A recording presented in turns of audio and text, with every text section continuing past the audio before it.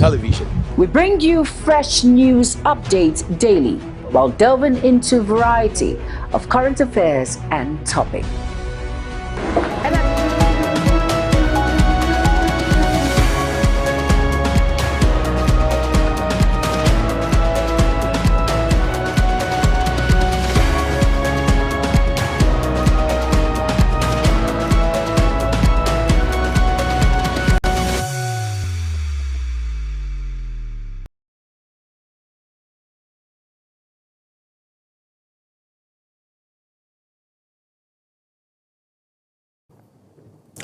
Hello and welcome. Thank you so very much for staying with us here on Global Television.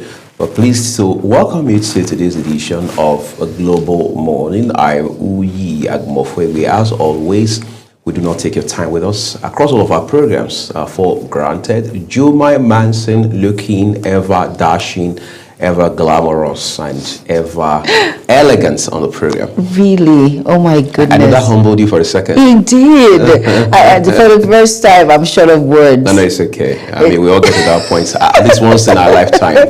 Once in our lifetime. Well, I get this almost every single day, so I can't help it. It's my weakness now.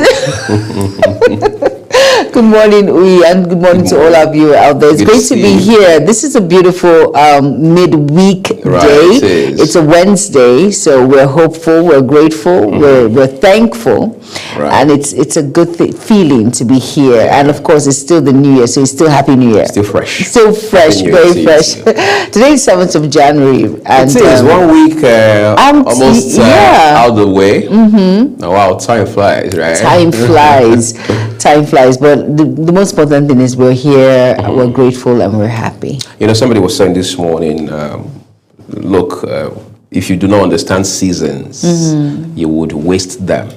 You know, life is in phases. We have seasons, whether the dark times or those times that elevate us and all of that, but we must understand the partitioning, so to speak, otherwise we'll waste them. It's a new year, everybody naturally is excited. Yes. We are all pumped, we want to go into this year, you know, with the best version of us. But question is, are we still going to have that same energy by the time, at the twilight of the first quarter? Are we going to carry it through till the middle of the year, say end of June? Are we going to see it through till the end of this year? It's going to take a lot of work. We have to be intentional about it. Very true. You are going to rely on something bigger than your alarm clock now. Exactly. You know, someone said yesterday, I was speaking to one of our guests that came here, and he said, Juma, you know, people miss out on what the new year will bring. You have to, it's like a reflection of, oh God, I am grateful for this new year. But at the same time, let me reflect back and look at my life, try and strategically and know that, okay, I made this amount last year when it comes to my income.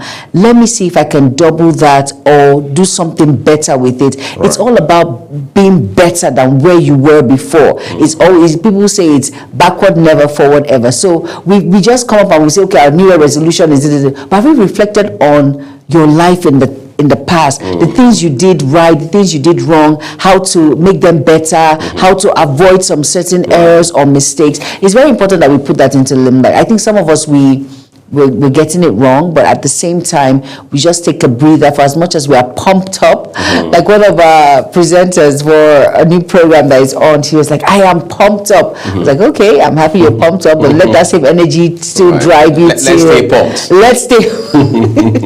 Let's stay pumped. Very important. So at the same time, I think we need to sit back, and I know God is the one that has the final say, but you can only try as man and tell him, okay, this is how I want, this is how I want, this is how I want it. Sometimes man proposes and God disposes because he wants the best for each and every one of us.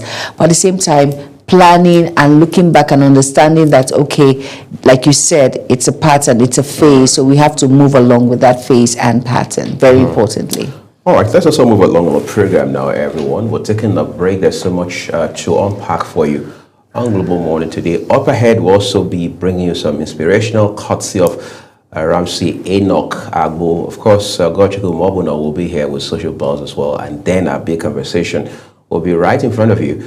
And then let's not forget that there is newspaper review where we bring you all of the big headlines across Nigerian dailies today. But all of that shortly after this break. Please stay with us.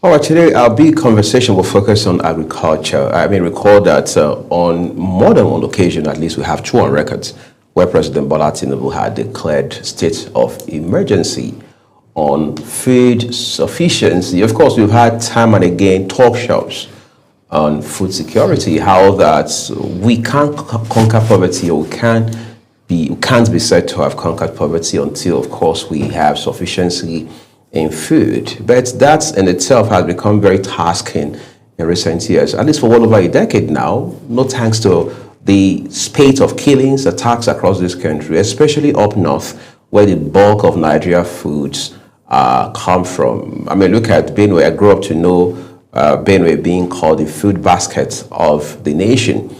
Today, there are people who say the basket is still right there, nothing has happened to the basket, but there is almost no food in it. Unfortunately so, yes. I've always known that Benue has always been the food basket of the nation, where you have you seen their mangoes and back in the day? But you know what, that's what insecurity can cause. It can actually cause a rumble in any situation. It's just unfortunate that is what it is now. Benue State is nothing to write home about when it comes to food. Like you said, the basket is almost, if not empty, because of all of these issues that are ongoing, attacks here and there. Of course, we heard, about the Yelwata incident that happened, and it affects the farmers, individuals who actually go out to their farmlands and all of that. But unfortunately, this is what it is. But hopefully, there's always, like I always say, a light at the end of the tunnel. Hopefully, everything is going to be well soon. Right. And at this point in time, we need more of concerted efforts.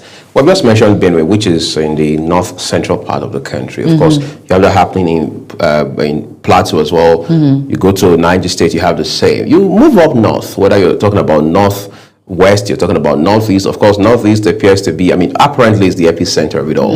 You come to northwest, where banditry, now categorized clearly as terrorism, also has been subjected to more than a fair share of attacks as well. Today we hear, it's illegal mining. It's because you have people coming from even outside the shores of our country to mine minerals illegally. In the words of Dr. Dele Alake, Minister of Solid Minerals Development, you have powerful Nigerians behind illegal mining. Up north, they tell you, the borders are porous, so people are coming in at random, no checks, no guardrails, no protocols. So we're not even sure who is a Nigerian and who isn't. And as such, how do you even, for starters, all right, know who to hold accountable when you have these attacks? And now we're hearing that it's becoming mandatory. Some sort of legislative framework is being put in place. So we're able to identify and determine whether he is a Nigerian or not. We don't care whether he has Nigerian names, but we have to be scientific about it. Is he a Nigerian, or is he just being a Nigerian because he has lived here long enough? He has now taken up the Nigerian identity. We have to know all of that. And it's a good thing that we also started from the ground up. Juma is a landlord, for example, she's a lady, she's a landlady, right? She's got to know who he is. Are you bringing him in because you're being emotional? Do you know a thing about him? Where is he coming from? Has he got a family? Who are his family? Where does he work? What's the nature of his work? Is he responsible? What's the history around him? At least contemporary history. Why is he leaving his current place of residence? We need to know those basics. But the sad thing is, most times what you find is, as long as he can pay 2-year rent up front, or 5 years, yes, and then he drives a nice car, he has a family, you're good. So you're not even so bothered about why he's leaving his current place. Is it because of distance, or fact checking? Yes, you have to. It may be rigorous, of course. Naturally, it's demanding, but You know, they say pay now, play later, or play now, pay later. There are two options, and you can't have both of them. No, you cannot. And it's very important. I think most landlords actually sweep that wool over their eyes. They don't actually fact check an individual. And that's the only way we can nip this in the bud and, of course, curb this menace of criminality in our society when it comes to individuals who are very shady or they have ulterior motives. You'll be surprised that a landlord doesn't even know that one of his tenants are kidnappers or ritualists, or sorry to mention that, or he's into internet foster, yes, an internet foster, yes, known as Yahoo. He doesn't even have a clue of who is living in his house. And you see, that's very important. That's why security, when they say security starts with you and I, people wonder, what do you mean? It starts with you and I, because you have to be, everyone is an investigator. You have to try and find out who is this person. I'm not saying you should, there's a big difference between investigating an individual and meddling. So you can just find out one or two important, or like say vital information about who is living in your terrain or your environment. If you suspect any suspicious movement, in Pidgin Palace, a crew care movement, you should actually report or do the needful. Please, you cannot stay here because you're going to cause issues. But you know, like you said, as long as I can pay 3 years up front, 5 years up front, I don't need to ask him anything. As long as my money comes in due time and I can, you know, ask him for stuff, and he, you know, during festivities, he brings a lot of goodies, I'll just overlook a lot of things. But it is wrong. For the safety, for your own safety and safety of individuals around that environment is key. You fact check individuals. Now, it's not business as usual. You see couple who are into one chance, and they don't have a house. A man and his wife. And they are living in a rented apartment. They go out in the morning like normal individuals, and you don't ask questions. Where do you work? All these things are vital information. But some landlords now are now very smart. They'll ask you, please, where do you work? What's your name? And some landlords, if you're not married, there's no way you're going to stay in there under their roof. If you're not responsibly dressed, or you don't look responsible, there's no way you're going to stay in their homes or whatever. But at the same time, I think we all have a responsibility and a role to play when it comes to issues like this. Very important. Right. So, I mean, there's no better way to put it. I mean, let's even be clear. You know, the thing is, as a landlord, if you think it's something that is too challenging for you, or you don't have the slightest idea how to get around it, that's why it's strongly recommended that you can outsource your property to an expert. I mean, a property manager, preferably those run by lawyers, all right, because they understand the legal issues around this kind of thing and stuff like that.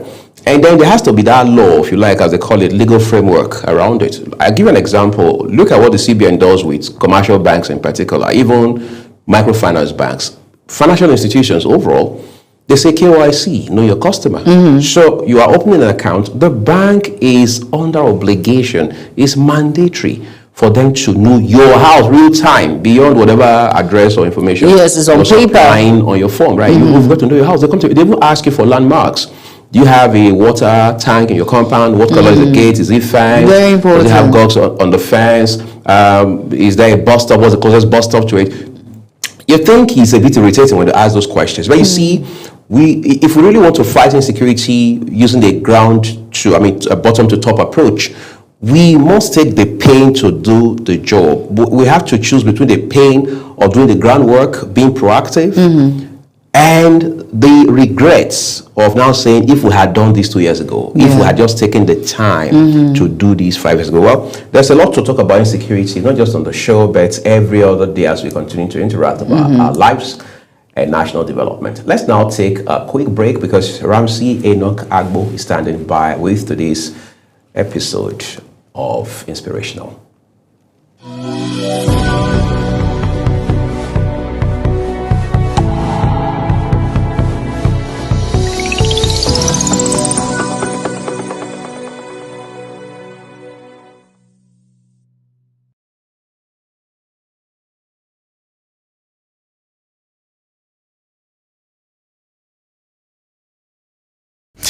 fact, I'd like you to know that hope is the invisible thread, all right, that pulls us through the darkest times.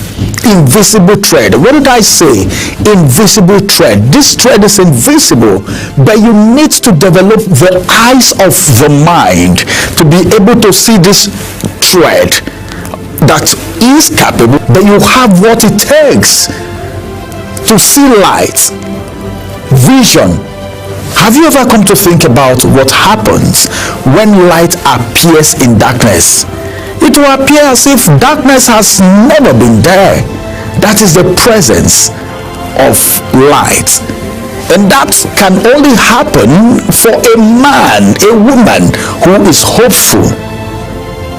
I would also like to let you know that it doesn't deny the presence of pain or challenges. They are always there. In as much as the earth remains, in as much as we are here, the tough times are always there.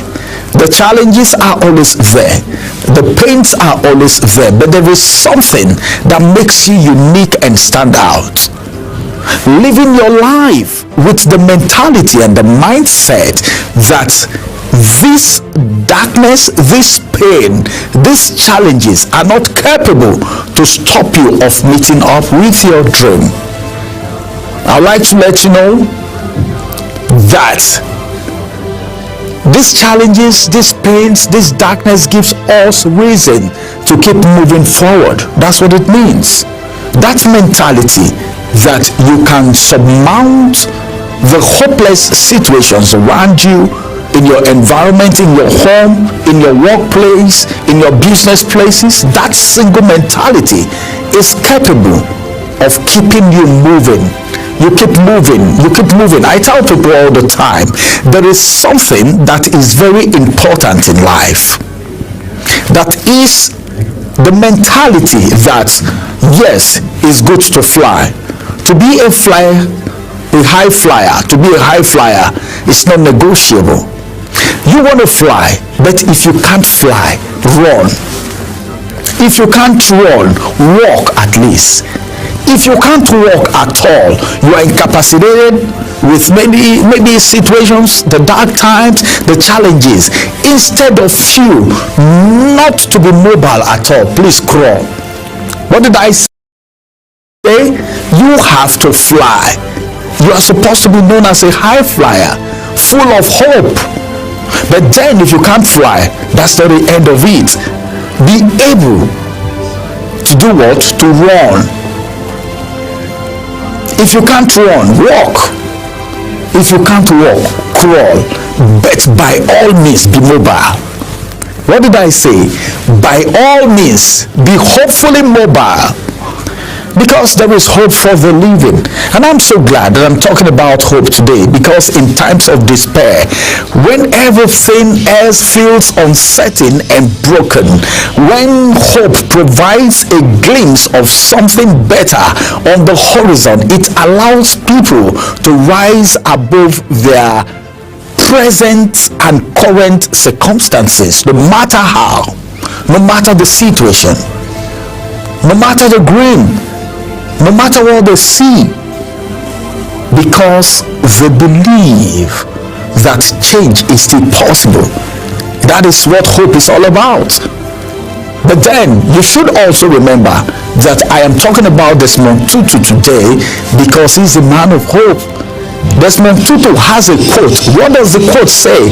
That quote that we just read before we got started reminds me personally that hope isn't about just ignoring difficulties. Ignoring difficulty is not just it all, but I believe that it is about believing that difficulties won't last forever. That is how a man of hope thinks, reasons that difficulties, what did I say, doesn't last forever. It is for a time. You know, let me say this, this might surprise some persons, but you know that if you are always surrendering to difficult times, Difficulties will always want to embrace you. That's what it means.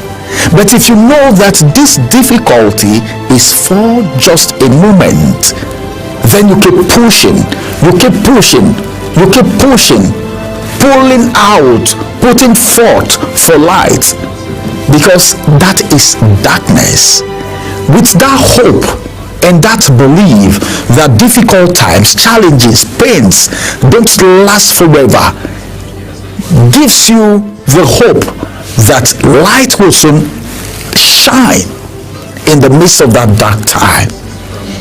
And I also want you to know that it is time that we all need to give light the chance. In whatever we do, we need to give light, what did I say? The chance. Because I think I need to say this. If I don't say it, then I don't think I'm doing anyone any good. Let me just inform us that it is light that guides us when all else fails. It is hope that keeps us moving even when we don't know what is going to happen next, but we believe that all things will work together for our good. And that's the reason it's very necessary for us to stay hopeful. And when nurtured, hope can inspire action. Did you hear what I said? When nurtured, that is to tell you that hope somehow, according to my belief, is a living thing that needs to be nurtured. And when it is well nurtured, something happens. Should I tell you what happens when hope is nurtured? Hope can inspire action. Because if you have the hope that yes, this thing is possible, you put apparatus together to work towards the possibility of that particular thing that we are talking about. So hope can inspire action, renew strength, and rekindle the human spirit. It also gives meaning to endurance and helps people stay anchored on everything around them, especially when things around you is shifting, shaky, there are storms, there are dark times, people don't believe you anymore because of one situation or the other, and you stay hopeful because you are seeing something that no one else is seeing. And that keeps you going. That keeps you going. You keep building your hope. You keep emphasizing on the things that can make you stand out in everything that you do. All right, I believe someone's hope has been restored today.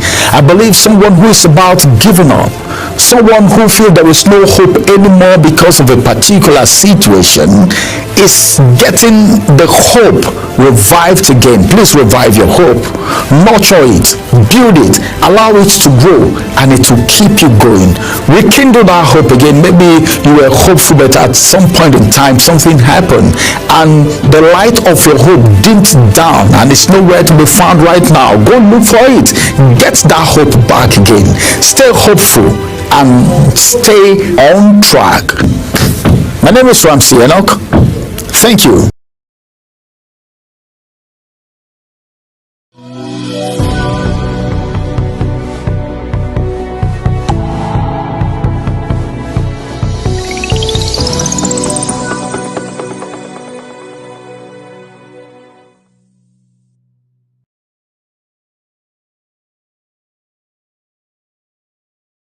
Wake up with Global Morning, your daily guide to what's happening and making the rounds. Policies, current events, real talk, real issues that affect us all. From the latest trends to the debates, every topic, every angle, Global Morning is where it all starts.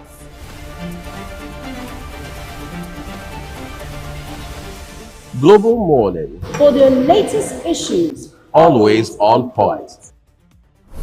Watch Global Morning Monday to Friday at 7 a.m. Saturday and Sunday at 8 a.m. on Global Television.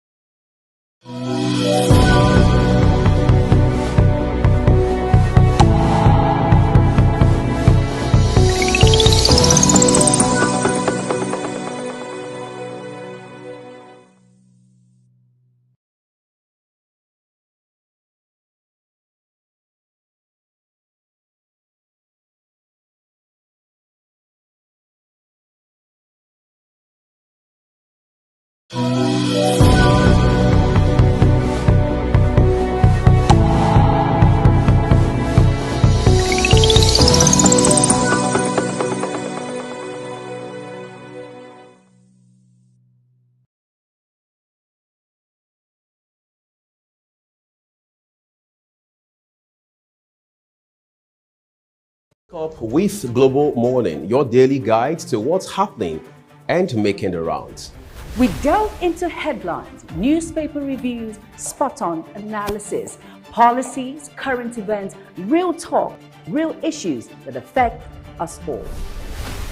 From the latest trends to the debates, every topic, every angle, Global Morning is where it all starts. Watch Global Morning Monday to Friday at 7 a.m., Saturday and Sunday at 8 a.m.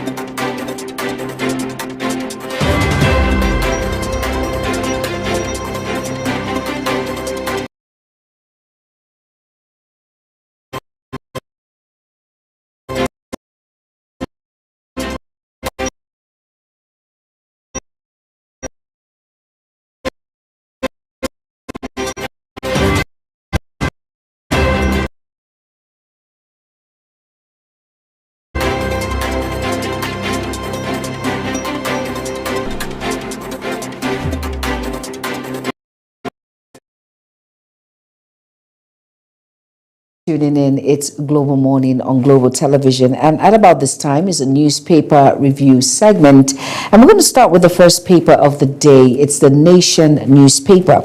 Above the nameplate says Shekarau backs Abba Yusuf against Kwankwaso, and that read you will find on page 5. And of course on page 8, it says Discus earned 570.25 billion naira by end of Q3 2025, and the rider says 228614 meters installed, and like I said, that is on page 8. And on page 29 of the Nation, it says Kwara Police exonerate free 6 vigilante members in Edo, and that's on page 29. On page 3 says police clerk on the probe over alleged plan to attack Wike. And below the nameplate of the Nation newspaper, it says obedient movement, Obi won't go for anything less than presidential ticket, and that's on page 4. And of course, hope there are no issues in the ADC at the moment, because Atiku, Obi, and of course, you hear what it is. Everyone is going for the presidential ticket. So who's going to take I'll the ticket? walk you real quick through what many Nigerians or even politicians themselves in particular are asking. First off, Amechi, Rotimi Chibike Amechi, former governor of River State, says he wants to run. That means he wants the tickets ultimately. Definitely. The man many people now see as the, if you like, de facto candidate of the ADC as far as the presidency in 2027 is concerned, Atiku Abubakar, is probably more interested in that ticket than any of them. Obi has just joined the party officially. This is exactly 1 week down the line, right? And then there's also the question of, does Obi not want the ticket? However, in the case of Obi, there have been way many more reactions than you have with the other gentlemen, Atiku and Amechi. As a matter of fact, one of Nigeria's foremost political economists, Professor Pat Utomi, says that if Mr. Peter Obi settles for anything less than the presidential ticket, in other words, if he agrees to being a running mate to whoever within the ADC, he would withdraw his support. It's in the news. I mean, it's public knowledge. You have that. And then you have Amechi, and then you have Mr. Atiku. And then you're asking yourself, how does the ADC as a party, that as it stands now is, I mean, unless something drastic happens, will be the lead or leading opposition party in Nigeria, it tends to put its best foot forward. In other words, ensure that it has a strong competitive advantage when it comes to contesting with the APC in 2027. We must look at that, because if the ADC has not learned anything at all, it should have by now learned a lot from the crisis we're seeing with the PDP. Exactly. And with the Labour Party. So exactly. They do not want to reinvent the wheel, do they? They do not want to. I like how you landed there. They do not want to reinvent the wheel. What is going on? Just look at PDP. Look at what is going on in the PDP, the ruckus that is happening in PDP. And yet you want to bring the same spirit of the PDP to the ADC, that spirit. Unfortunately so. But let's see how well this plays out, because unfortunately some individuals have actually said, okay, ADC, they've come, they are quote unquote the savior that we have been waiting for, with all of these strong weights. The Messiah pass. The Messiah, exactly. But with this now, every individual there, and these are heavyweights who wanted to become president at one point or the other, and now we are seeing this. So we do not know where this is heading to, but hopefully it doesn't lead to the fall of the ADC before it even starts kicking the ground running. But let's just see. Of course, it's politics. We do not know if this is like a charade or part of the publicity stunt, or let's just see where this is actually going to. Let's see. Fingers crossed, they say. And here it says, support base swells for Tinubu in Rivers. And you will find that read on page 2 of the Nation. And then moving to the side of the paper now, it says here on page 2 again, it says, military feat in Venezuela, amazing, says Trump. All right now, and the Star Story reads, students rally support for tax laws, shelve protest plan. Okay, I think that's a step in the right direction. I think Right, they're it beginning is. to understand what the tax law entails, and that's the thing. If you'd have educated the public, individuals, I don't think there will be individuals misgiving or and speculation misconceptions. of a strike action. So I think, like they said, it is going to benefit the common man, the quote unquote the poor in the society, because it's not ideal for the poor to continue to pay tax and the rich continue to lavish in wealth. There should be a balanced framework, and I think the students are beginning to understand that, hey, it's not as bad as we think or what we alleged. So let's see where this plays out. And of course, the writer says tax reforms won't affect tuition in varsity. So maybe that's why they decided to step back and say, hey. All right, now moving on now at the foot of the Nation newspaper, it says 1 million to get Fed government digital skills training. And page 5 says Jonathan still active in the PDP, and that you will find on page 4. That means he's still a card carry member. He's not shaken by I any hear of this. that the Turaki-led faction of the PDP has just paid him a visit. We may not understand what Nice. exactly. I mean, we don't have disclosure as to what the conversation was regarding that engagement, but one thing is sure, issues around the troubles within the party must have also been tabled before the former president, a man that is highly respected both within the PDP and outside of it. Okay, hope something good comes out of it, because Jonathan, former President Goodluck Jonathan is a heavyweight also. So let's just see. Maybe there is light at the end of the tunnel for the PDP. You see, let's not quickly, don't judge a book by its cover. The cover might be very rough at this point. So Very rough. we should read cover to Which- cover. No, we can go flip the pages and see. All right, now the next is the Daily Sun. Over to you now. All right, so we'll start with the one just adjacent the nameplate of the Daily Sun.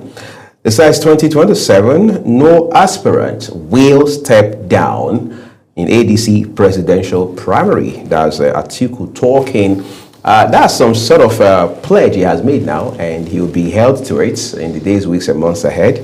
All right, so hopefully the ADC makes it a level playing field for all the contenders. May the best man win. All right. Let's see. He says the Sun Awards will make us do more. Governors Mba Yusuf, those are the governors of Enugu and Kano states, respectively. And then the Star headline here reads, with one rider coming with it, terrorists plant explosives in Niger farms. All this. That's quite dangerous. Very. And then the writer tells us APC chieftain Vatsa calls for the establishment of military base in Aguara. All right. Then we have at least 3 more headlines on the front page of the Daily Sun today. Military bursts suspected seaside bombing network in Northeast. Intercepts terrorist logistics supplier. We've seen so much of these successes recorded in the last couple of weeks in particular, and we hope that we'll continue to do a fantastic job of ensuring that we relentlessly highlight all of these key achievements as we build stories around the fight against insecurity in Nigeria. Young adults hit hardest in 1,119 Lassa fever cases. That's a very disturbing report. It's coming from the Nigerian Center for Disease Control, NCDC. CSOs slam fiscal rascality in Tinubu National Assembly budget repeal. Demand transparency, constitutional compliance. Read all details on page 27. And finally, here it says, support Tinubu to sustain progress. Wike urges Rivers voters. Meanwhile, there's still some fights in River State political space. But read up details of all of these headlines from the Daily Sun as we move to the Daily Trust newspaper next. All right, now in the Daily Sun newspaper, and it says below the nameplate, it reads, PDP alive, strong, Jonathan, and that's on page 4. And on page 4 again, it says explosive device recovered in Niger. And on page 30, it says Super Eagles dismiss rift, Algeria revenge clash. And the Star story reads, Castina Killings, kidnappings return. Very unfortunate incident there. And that you will find on page 3. Now, below all of that, it says 141 million Nigerians will be in poverty in 2026, and that's from the PwC. And the writer read recommends food supply reforms others. And that read you will find on page 30. Those are all the major headlines on the Daily Trust. Go out and get yourself a copy to be well abreast with issues making round. Next is The Punch. Over to you, Uyi. All right, so we begin looking at the headlines on the front page of the Punch newspaper this morning from top right corner. Recapitalization hurdle. Pension firms hunts for 277 billion lifeline. IG deploys newly promoted DIG, 17 CPs. That is the IG there deploying a deputy inspector general as well as 17 commissioners of police. Details on page 3. ADC ticket. Atiku rejects call to step down. Blasts Tinubu. All right. Politicians.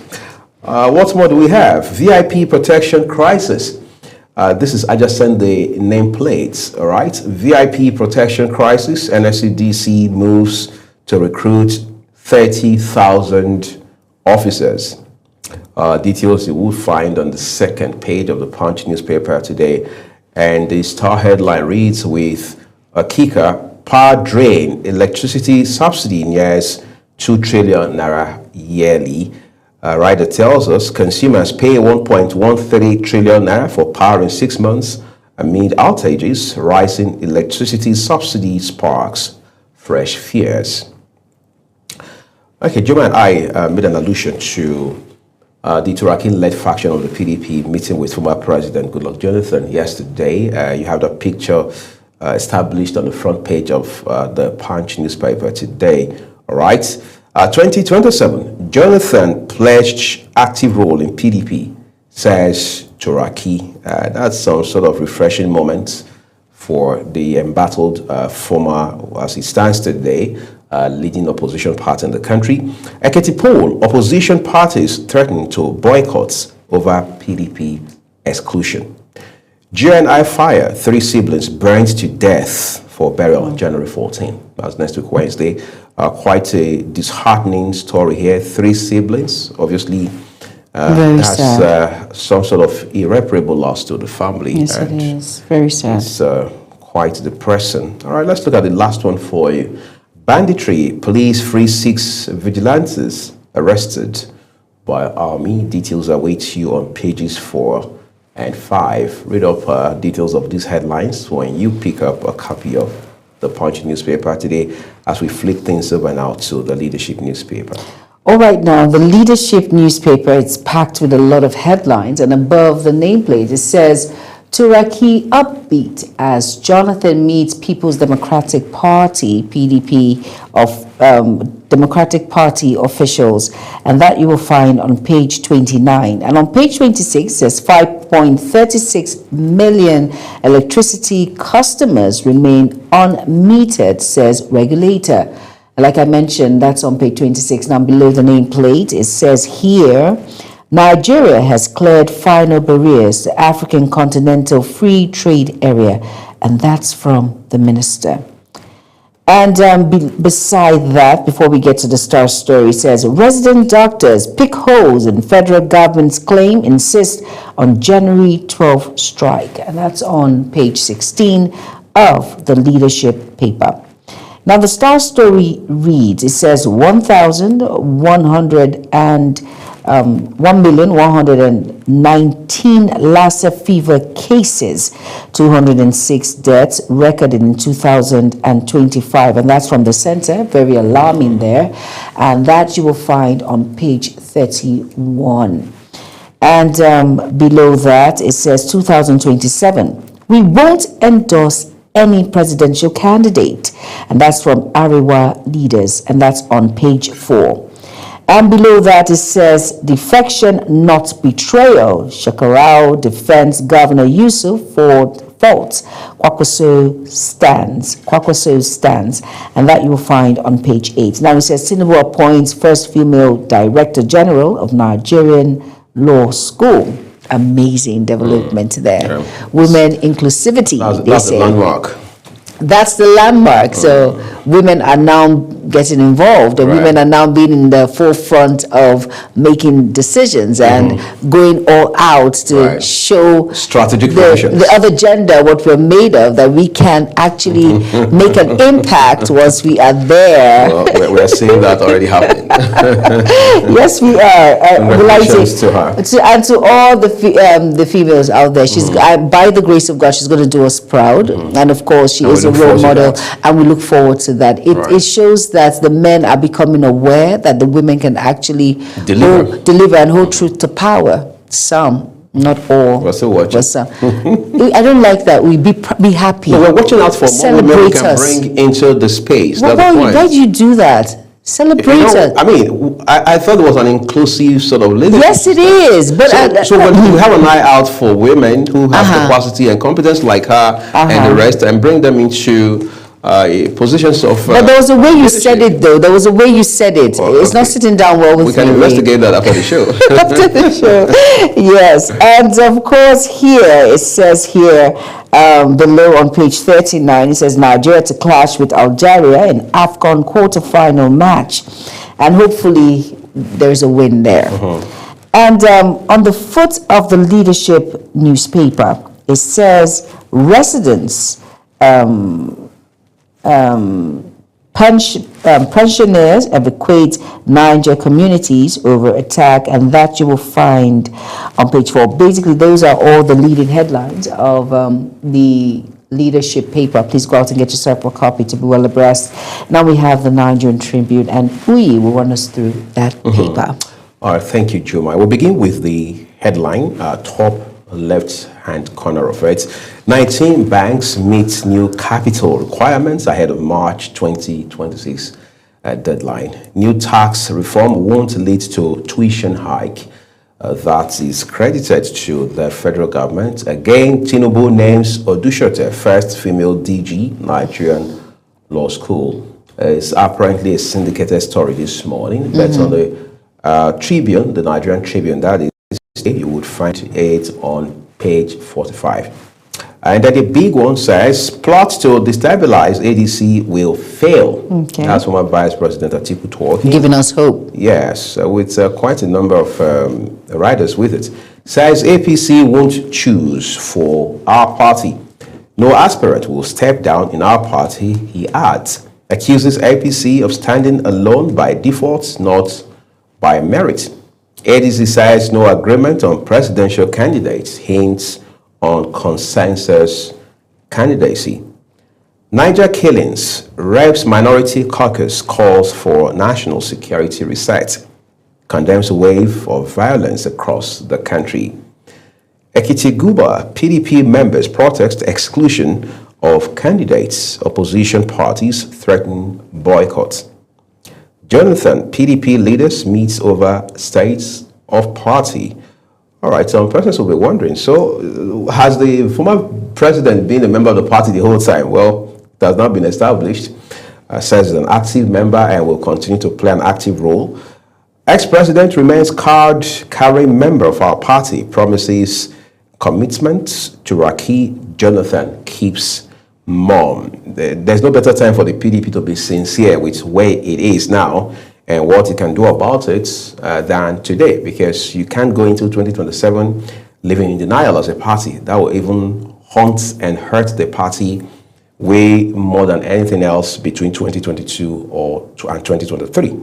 Well, read up details on the Nigerian Tribune across all of these headlines as we escalate to the Nigerian Guardian today for you. All right, now the Guardian newspaper, and below the nameplate on page 3 says 2027, I will step down for no one, Atiku vows.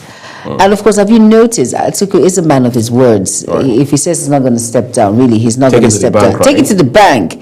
He's not going to step down. Okay, let's see what's going to play out in the ADC. Now, on page 2, it says over 140 million Nigerians may become poorer by December. Okay. All right, on page 2 again, it says UN-US operation in Venezuela undermined international law.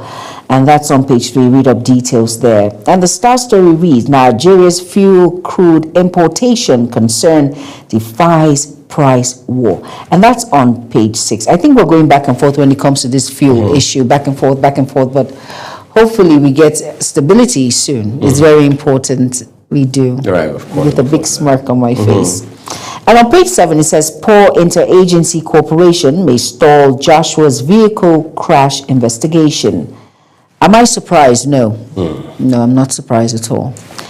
But no comment. That's on page 7. Now it says, IGP orders mobilization of withdrawn VIP escorts, deploys DIG 17 CPs. And that's on page 29.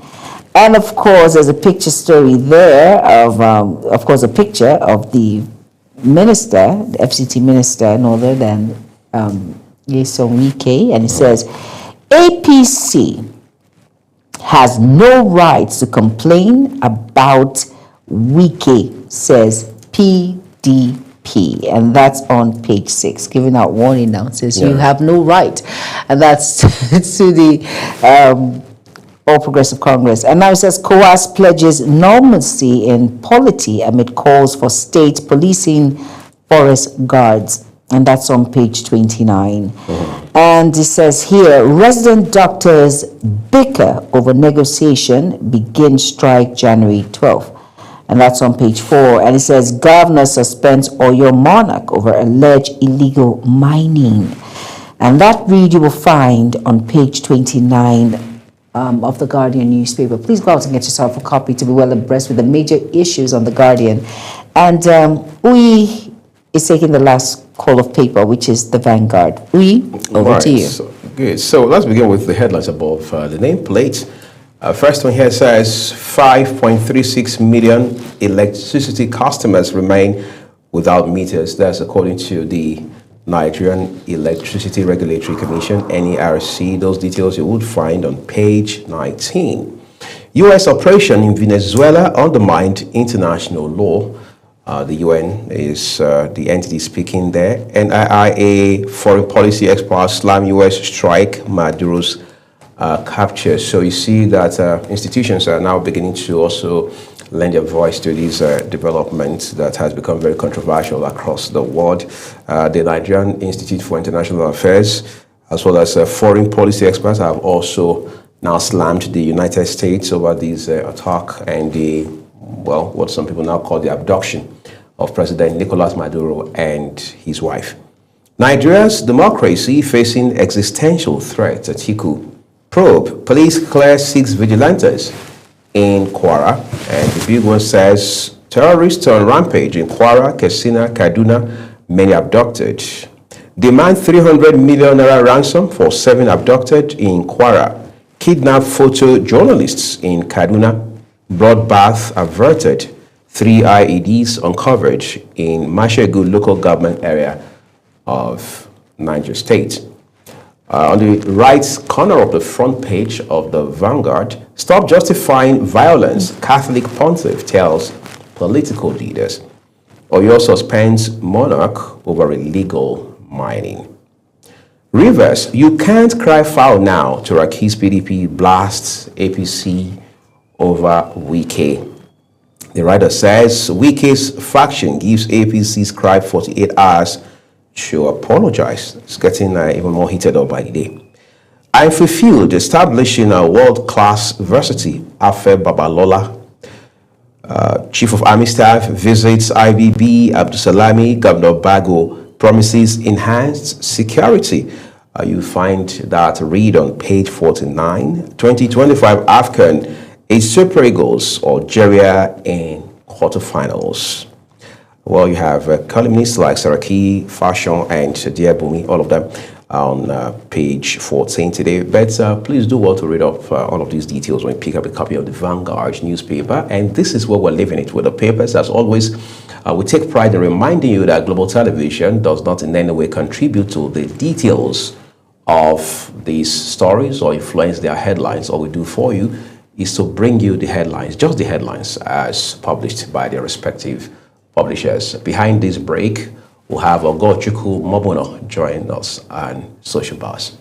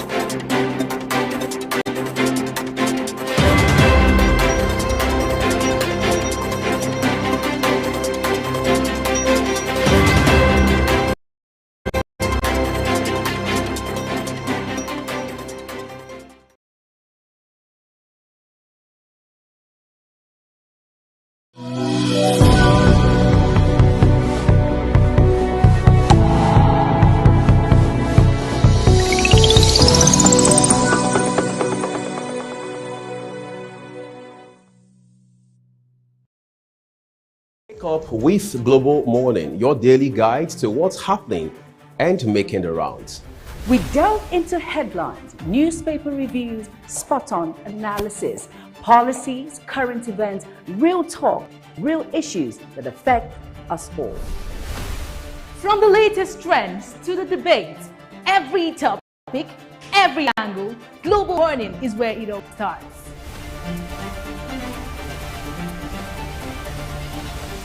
Global Morning, For the latest issues, always on point.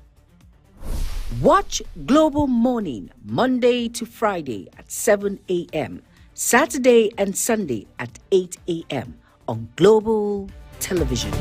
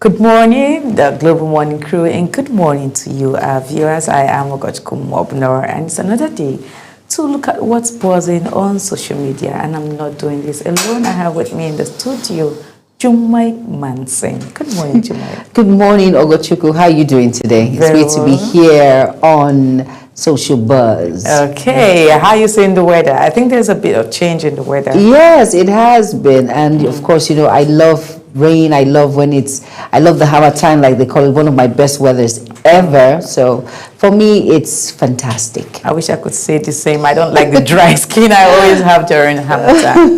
But anyways, let's go into the topic of the day. Today, a family has uncovered bundles of long-forgotten Naira notes by their father. They discovered bundles of old Naira notes this year that had been kept by their father ages, years ago. He was probably saving that money for future use, but unfortunately, this doesn't have value anymore in our society. I'd like us to take a look at the video.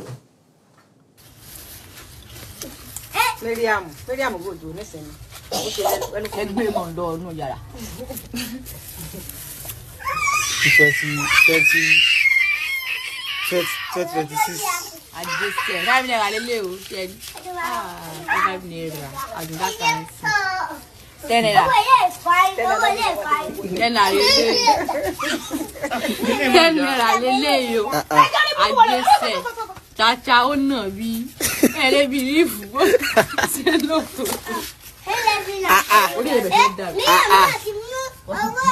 Yeah, bravo. What's the you call rap?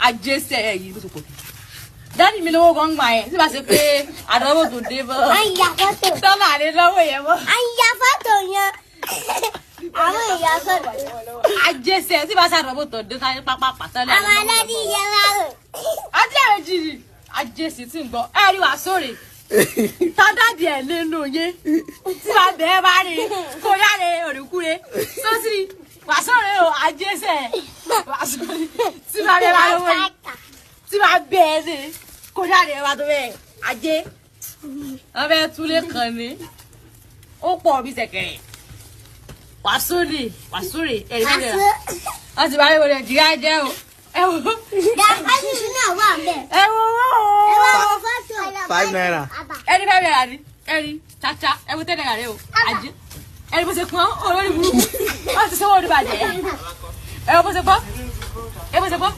murika e wa ye murika lo de e wa ye murika e wo se di ye. Okay, I don't know what to say, but that used to be a billionaire or millionaire in his time, honestly, that chunk of money. But like I said earlier, this money no longer have value in the present day. Nigeria is so unfortunate. Let's take a few comments from social media as regards this topic and know what people think about it. The first comment is coming from Tiffy Music, and Tiffy says, they should find the nearest art museum or exhibition and sell it to them. They are like the only people that have these historic collections. With them, they should utilize the opportunity. Okay, all right. Second comment is coming from Adesua Momodu, and Adesua says, where she won't change this plenty money like this, I pray bank accepts it from her, honestly. We all here in the studio are also praying same. All right, the last comment is coming from Lil Zamani, and Lil Zamani says, now only God knows how hard, the hard work way their father do get that funds by then. Definitely it's going to be real hard work to get this much, amount of money stuck in the house. And, the father, I think from the story behind that, should be late by now, and may his soul rest in peace. But what exactly is going to happen to this money? Over to you, Jumai Mansi. If you should see this in your father's house, what will you do? That did you ever drive? Oh my goodness, this is... I'm short of words. I don't know what to say. This is really sad to watch, but at the same time, he must have been investing. He wanted to keep so much money for his children, thinking that's saving for the rainy day, but in the wrong way. So he didn't invest it in the bank. Maybe he wasn't literate or something. There was no one to advise him. But that is why it's better to put your money in investments, land, properties, because of these things. Because the world is evolving, and now we don't use those Naira notes. I just pray that the government will just come to their aid and do something. If it's, let's say the money is up to 1 million naira, I'm just suggesting, let them have like 700,000 naira, and the bank should take the rest. And at least this is something. They said is when you don't have anything, is one, that is the bad part of it. But really, I was just looking at it. I'm just still shocked. As in, what? Okay, but all the same. So you mentioned investment earlier, and my concern is not even just investment, because you could still invest and forget about your investment when you die. But my concern is, I don't think he told anybody he had that amount of money, not even his wife, because if he did, these children, as the day unfolds, they knew when we left paper notes to Polystar, they would have done something, because then the government said, everyone who has paper note, please take it to the bank for exchange of, you get Polystar notes. These children would have done that, knowing that their father had money in the house. But I don't think he actually let anyone know about that. So even if he had done any investment and still did not inform his wife or family, that investment would have just gone down the drain. Maybe another person will inherit it over time. You understand? So I think this is just a little advice from me. Make sure one person knows what you are doing. One person. Yes, will is there. Have your will. Yes. Will, please. And one person, at least your wife, your partner should at least have an idea of what you are doing. This money has just gone to waste. The only advice is take it to the museum, like the other person said in the comments. Take it to the museum. It will be of high value to them there in the museum. At least they'll write your name there and say, so family brought this, on this particular date, and you'll be remembered for good. You get it. So please, let's always inform somebody when it comes to things like this or investment. All right, that's all we have for you today. Thank you so much, Jumai Manson, for your contribution to today's topic. And also, if you just missed out, or maybe you're just joining us, please use the handles you're seeing on your screen. It's Global TV NG on YouTube, and be part of the conversation. And also, please be there while we continue our morning show. It's Global Morning on Global TV. Drop your thoughts on all topics that will be discussed today. And I am Ogochukwu Mobina, and this is where I leave you. Global Morning continues. Bye for now.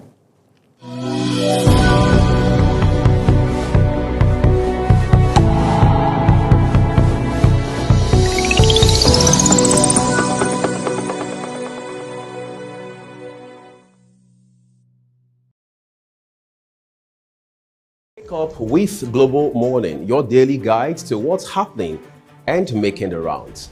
We delve into headlines, newspaper reviews, spot-on analysis, policies, current events, real talk, real issues that affect us all. From the latest trends to the debates, every topic, every angle, Global Morning is where it all starts.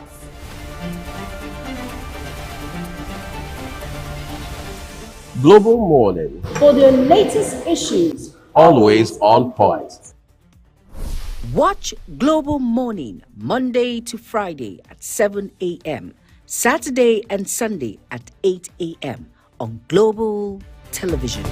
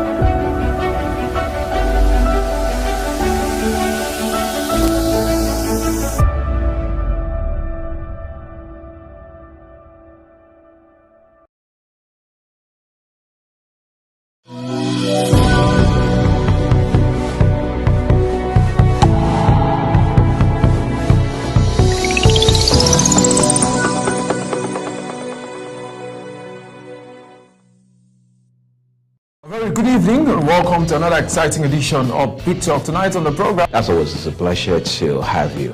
Join us here on Global Morning. I am Uyi Agbo. You know how we do it on Social Post Extra, bringing you all the... On the desk this evening, we have very topical issues to discuss. And of course... Welcome to your parliamentary program, The Parliament. Peaceful and joyful home doesn't happen by chance. It is built on... Women can rise beyond traditional boundaries to claim their rightful place as... Numerous committee, about more than 12 committees. Festival is a program that comes to you once in a week at about this time where we look into issues and discuss them. It gives you the opportunity to... Rural news in United Welcome Nigeria. to Entertainment Circle. And trust me, today you're about to get entertained. Hello everyone and welcome to the program Talk Sports here on Global Television. Top Zone is that platform where we bring young and talented artists. Stay tuned, stay inspired, stay with Global Television on DSTV channel 365, on Star Times channel 276.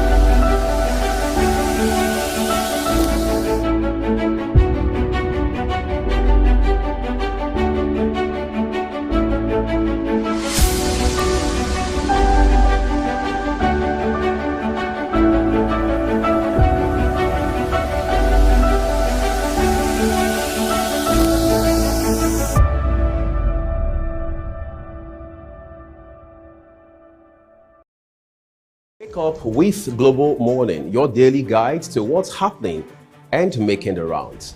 We delve into headlines, newspaper reviews, spot-on analysis, policies, current events, real talk, real issues that affect us all. From the latest trends to the debates, every topic, every angle, Global Morning is where it all starts.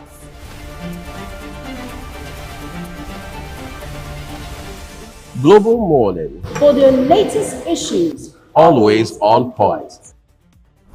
Watch Global Morning Monday to Friday at 7 a.m., Saturday and Sunday at 8 a.m. on Global Television.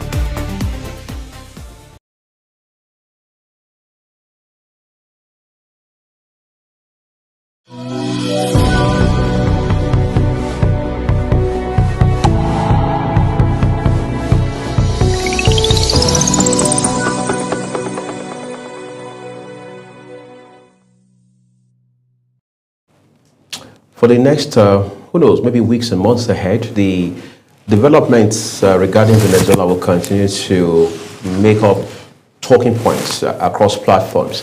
Now, President Trump is saying that Venezuela will turn in 50 million barrels of oil to the United States. You're wondering what exactly is the memorandum of understanding to that effect. And you see, Juma, this is one of the fears people expressed when the U.S. said it was going to intervene in our insecurity challenge in Nigeria. Because again, Nigeria is an oil-rich country, even though we are not as oil-rich in this regard as a country like Venezuela, but we do have quite a chunk of deposit of oil underneath our soil. So I read a post this morning where a certain gentleman was talking about how that when the U.S. comes into your country, it is not because they want to show you love. It's because there's something in it for personal interest. Right. And somebody has done the analysis on a very, if you like, rudimentary level to say, look, for every dollar they spend buying ammunition, whether they're buying it or whether they are developing it on their own, you know, all of that investment is paid for by the country they are assisting. Therefore, it raises, just lends credence to the reason you see people, if you like, pussyfooting, their foot dragging when it comes to accepting offers from the U.S. to be helped. They've talked about countries like Iraq under Saddam Hussein. They've talked about Libya, for example. We've seen all of these. Yes, we have. The latest, the one in front of us now, is Venezuela. And the man, Trump, is threatening a few other countries within the Americas, and he has extended it to Denmark. But for now, he's got his eye on the oil in Venezuela. Which is not hidden. Exactly, he's being very spoken about. Yes, he has been. He has come out. Yeah, I have my eyes there. What are you going to do about it? What are you going to do about it? Like, I have my eyes there. Because in his mind, the Venezuelan president, of course, Maduro, is a drug lord. So automatically, he doesn't know what to do when it comes to their resources. In front of a judge. Yes, that's in front of a judge now. So at the same time, so speculation, like I said, for every rumor, there's an atom of truth in it. So we do not know what the outcome is going to be. But like you said, we do not understand the negotiations that must have taken place, or if that's the way of saying, okay, fine, give us this particular amount of barrels of oil, and then we'll free you, and then definitely we're going to be watching you under a microscope, and you're going to play according to the terms of the United States. So the maybe those could be those itemized could be the conditions, we do not know. But as things unfold, we'll be able to understand and know where this is heading to. And that is why so many individuals in Nigeria have the same fear, because they compared other countries whom, quote and unquote, the United States have actually come in to intervene in the matter. But at the same time, we saw how it ended. They lost a lot of lives at the same time. Properties, the country is a shadow of itself, in shambles, nothing to write home about.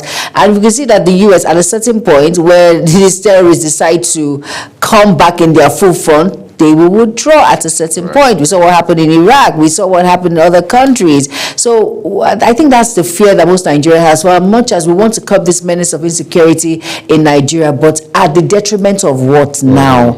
Is Nigeria going to be at what cost? Is Nigeria going to be like all of these other countries, that it's a shadow of itself, that things are not working? Or what is the deal? What let's understand what was on the negotiation table, what individuals. Of course, we heard Segun Showemi that came up and said, do we even know what our mineral is? So, okay, what has it done for us? What have we done with it? And all of that. But let's just see how well this whole thing plays out, really. It's scary to think about it, but at the same time, if it's curbing terrorism, it's good. So it's a mixed feeling for me. I do not know, but let it just be something that will benefit Nigeria first, because I'm a Nigerian, and then the United States. Of course, that is not something we should not be able to find the courage to talk about. But then on the ground in Venezuela, we understand that Maduro is still the president. And the reason people are saying that is his supporters are now protesting, and in some cases even fighting those who supported America's invasion and the ultimate abduction of Mr. Maduro, because they say that, I mean, it's now becoming clearer to those who had supported this earlier that, look, it wasn't what you had expected or what you even thought. For many people, if you like, the optics was such that, well, if you remove Maduro, he's now lead opposition or opponent, talking about Maria Machado, the Nobel Peace Prize winner, will replace him. At least the U.S. will ensure that. But President Trump, in his elements, says, look, you do not have the respect of your people. Therefore, you can't leave Venezuela. What does he do? He replaces him with his vice, talking about Delcy Rodriguez. And now the Supreme Court in that country has also said that, look, going forward, you are the interim president of this country. But whether interim or not, she's the president now. That's what it means. But her rhetoric has been very clear. She says Maduro remains the one and only president of Venezuela. But the U.S., on the other hand, says you've got to find a way to align with U.S. interests one way or another. I mean, anything to the contrary means, again, in the words of Trump, you pay a very heavy price. Of course, she doesn't want to pay that price, and perhaps that's the reason we see she's a bit. She's now seeming to be backtracking, trying to be a bit more cooperative with the U.S. She's saying that, look, we're ready to get into talks with you regarding this issue, so we can find an amicable sort of mutually rewarding solution, win-win of some kind. It's very important. Quid pro quo and things like that. In fact, back at home in Venezuela, a committee has been set up by government to say, look, your one and only remit, your mandate is to engage with the United States authorities and ensure the release of their president. But, I mean, assuming without considering that, first thing tomorrow morning, Mr. Nicolas Maduro is released to go back home. What will change about Venezuela? Its economy, its social infrastructure, the quality of leadership, the quality of service, quality of life of the average Venezuelan. I am sure those are the issues that will form the crux of the conversation. Yes, of course. And of course, at the back, if Maduro is released, like as we mentioned, there's going to be a different mindset now. It's not business as usual. The U.S. have come to intervene, and if care is not taken, they have come to stay when it comes to the whole Venezuelan country at large. So I'm sure Maduro will actually retrace his steps. There are things that he wasn't doing well when it comes to the livelihood of Venezuelans. He will do the needful. When it comes to politics in that country, he will do the needful without reaching the election and all of that. He will do the needful now, none that there's an interference, or will I say an intervention of the United States.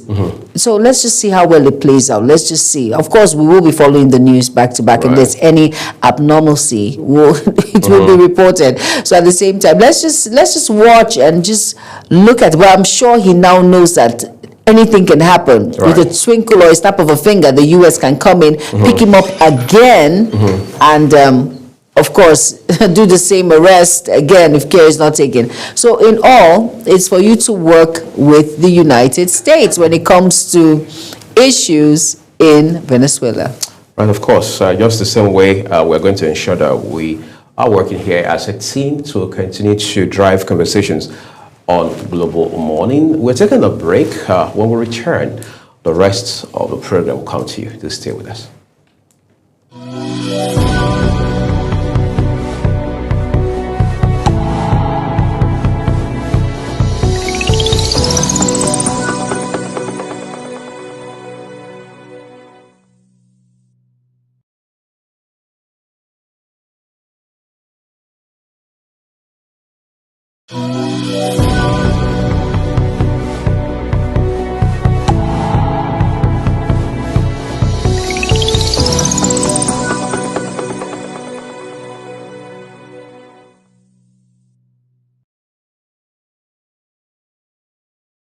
Wake up with Global Morning, your daily guide to what's happening and making the rounds. We delve into headlines, newspaper reviews, spot-on analysis, policies, current events, real talk, real issues that affect us all. From the latest trends to the debate, every topic, every angle, Global Morning is where it all starts.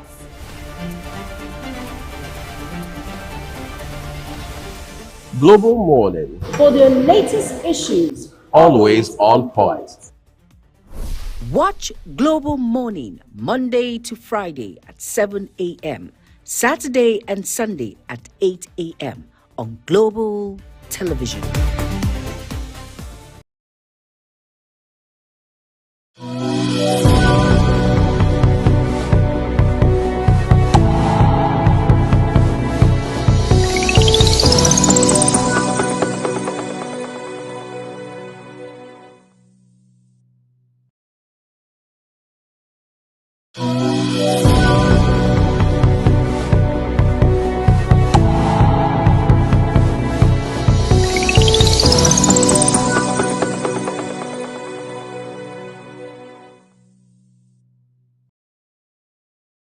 Regarding Nigeria's insecurity, one of the issues that have been highlighted by experts, especially in the field of intelligence, insecurity and defense, is that the way we handled information regarding Nigeria's fight against insurgency in particular has been below par. For example, this morning I highlighted, as Juma and I were looking at the headlines from the papers for you, of how that we seem to be hearing more of how there was a blast in Borno, how that people were killed in Zamfara, how that a mosque was attacked somewhere else and things like that. But who is telling us very strategically, with incision, with precision, you know, and in a timely fashion as well, what the troops are doing across the different theaters? Yes, we know every theater has a spokesperson. We know there's the defense spokesperson. We know, I think on a fortnightly basis, you have press conferences that are called and things like that. Are they far-reaching enough? Do we need to rethink all of that? How do we ensure that the average person somewhere on the fringes of the city, whether it's in Abuja or any other state, knows that something is being done by government? Because the impression most Nigerians have, home and abroad, is that government is helpless, government is doing nothing about it, and that ultimately, most likely, will convince people that these criminals are winning, and that is an aberration. Yes, it is. But we understand we're taking a break now, yes, we have. so we can quickly get the conversation on the road for you. Please don't go away.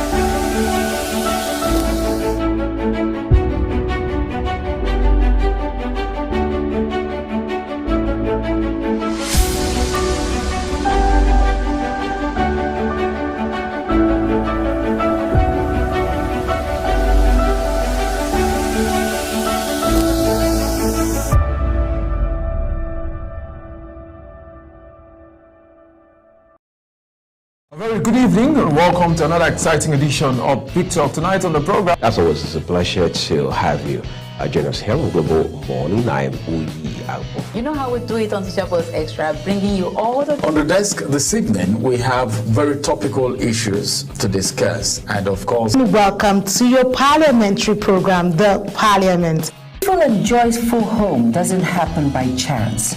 It is built on... Men can rise beyond traditional boundaries to claim their rightful place as a numerous committee, about more than 12 committees. Face to Face is a program that comes to you once in a week at about this time where we look into issues and discuss them. It gives you the opportunity to rule leaders in United Welcome Nigeria. to Entertainment Circle. And trust me, today you're about to get entertained. Hello everyone and welcome to the program Talk Sports here on Global Television. Top Zone is that platform where we bring young and talented artists. Stay tuned, stay inspired, stay with Global Television on DSTV Channel 365, on Star Times Channel 276.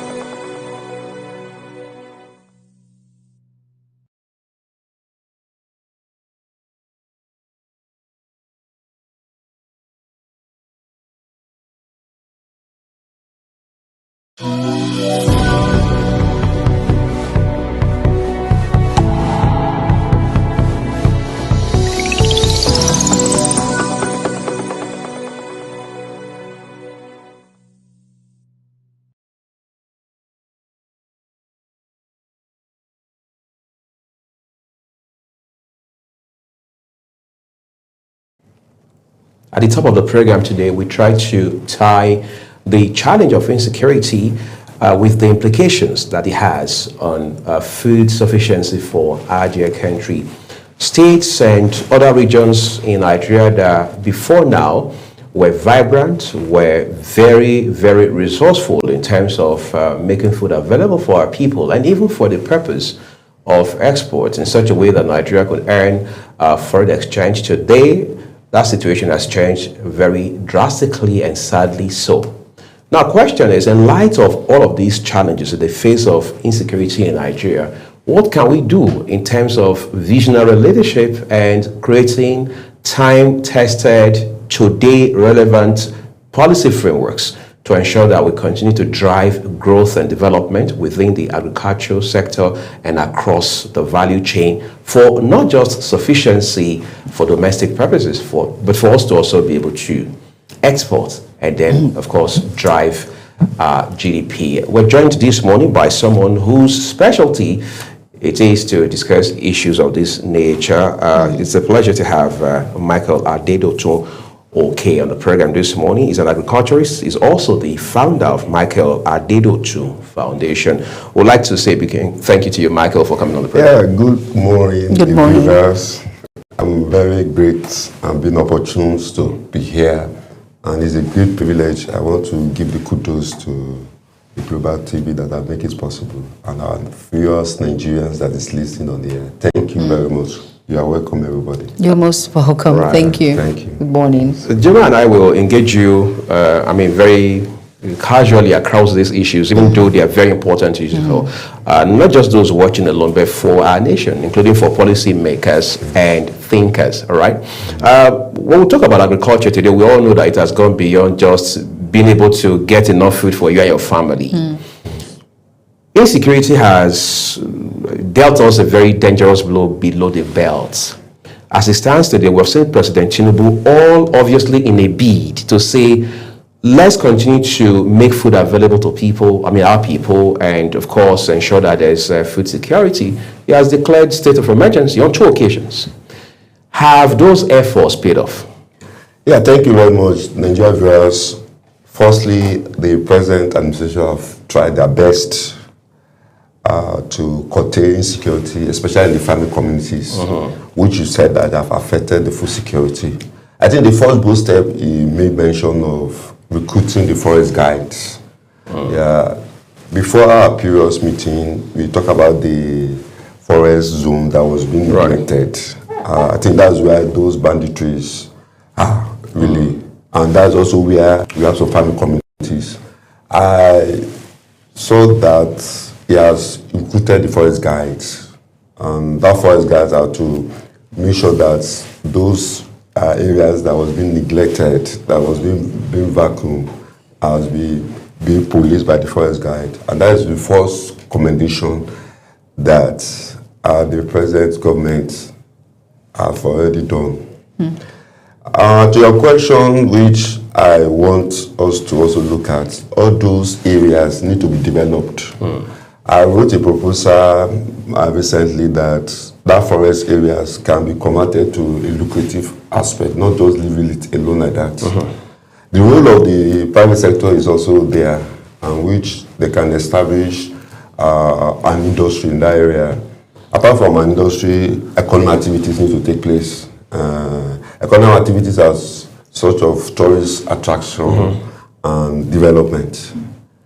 The third aspect, which we also will propose, is that the community need to be carried along, the community that is living in that areas. Right. And that is where we have our kings, those traditional rulers. They also have a role to play, that aspect. And the military forces also, they are trying their best. So I think we will get it right in just a matter of short of time period. But the government need to steer up a policy whereby there's so many policy in respect to forestry, which have been lying down there, which the government need to go back and revisit and start implementing it. So in conclusion, the forest areas, where the batteries are, need not to be left alone. We need to be converted to productive means. Talking about being productive, I think again that has to do with policy, because government works with frameworks around policy, right? Yes. And again, that's where the challenge is. We're seeing policy somersaults in Nigeria time and again. One policy comes, it fails. Incubation is a problem. Yes. And then one government starts a policy, drives it to a point, leaves office, the next administration kills it, so to speak, and then moves into something new altogether. An example is Anchor Bora's program, which the late Buhari administration had done an amazing work with. But we saw what also happened to that. A brilliantly formulated policy that was supposed to help drive or ramp up production of rice. But today, it is not a case of EFCC and other anti-graft agencies looking for those that were giving money, going to about $500 billion. How do we ensure that our policies are not only direct, if you like, aligned squarely with purpose, but that we are able to see for every Nigerian top to bottom that this policy has worked, it has delivered food for every one of us, including those of us on the program this morning? Yeah. Thank you very much. I always say something which is very important, just like you said. It's supposed to be bottom-top approach. Yeah. When you are designing a policy, the stakeholders need to be involved. Right. That is why the policy will now be sustainable. Yeah. There are so many policies that is not for bottom-top approach, in which it will not help for sustainability. Yeah. Even those farmers can also input their own ideas in the several policies that the government is trying to do. Policy is supposed to be bottom-top approach, and that is my own issues on that, which we can take off from the government. And I also see that the gap between the farmers, agriculturists, and the government is getting wider every day, and it's worrisome. I don't know whether there is any platform whereby there is interaction between the farmers and the government. That is the key issues, which even with this insecurity, the farmers can bring an input on how to do that, and which is also a good way of starting with the policy. The farmers can bring up some ideas so that there will be good implementation, and even they can also be discussing with the government, having a good rapport, apart from the government, with the security agency. Because most of those farmers, they are farming very close to those areas, and they are also from the grassroots. Yeah. But looking at that closely, you know that insecurity is one of the major problems when it comes to farmers, herders, and these issues normally surrounding that aspect. Now, how can government, in your own opinion, support these smallholders and, of course, these commercial farmers, having it easy when it comes to their farm produce and all of that encompass, basically? Yeah. The issue is multifaceted. When you talk about multifaceted, is that one of those things is also a climate change aspect. You heard about the Fulani herdsmen moving their cattle about, also causing security problem.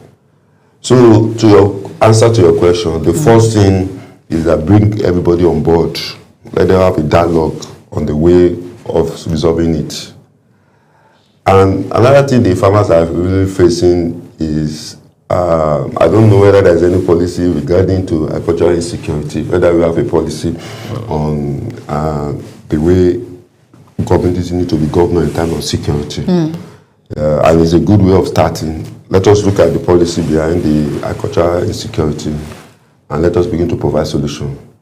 So, to also protect to what you are asking, there is so many things that other developed countries are doing, which we are not yet done, which we need to replicate. The use of technology. Technology is also one of them.